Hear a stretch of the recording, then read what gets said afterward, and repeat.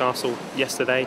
They're very strong defensively. We found it quite difficult to break them down sometimes. Their goalkeeper was in fantastic shape. You know, the way that Andy Carroll's playing at the moment, it's very difficult to stop him sometimes. So it's like you say, when it's not your day, it's not your day, and that seemed to be the case yesterday. We've got a game Wednesday. That's the great thing. We've got a game around the corner. We can try and put it to rest, and it's going to be tough at Wolves.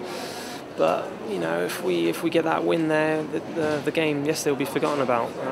So we're in the same position that we started off with, 5 points behind Chelsea. So nothing's really changed. But there's another opportunity there we could have grabbed, but didn't quite do it. They've been fairly strong at home, and they've been very good away from home. And yeah, their fans will give them their extra man. But I'm sure we just get the ball down, play our football, frustrate them, get the early goal.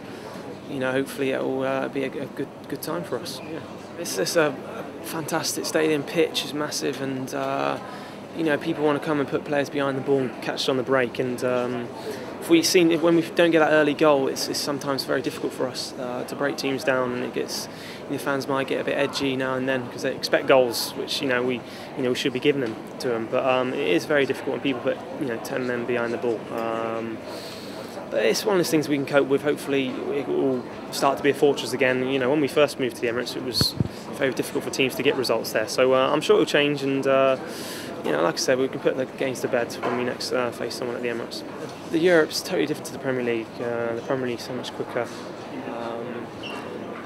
No game in the Premier League is easy. A lot of difficult games. This season's a lot of teams fighting for the Championship.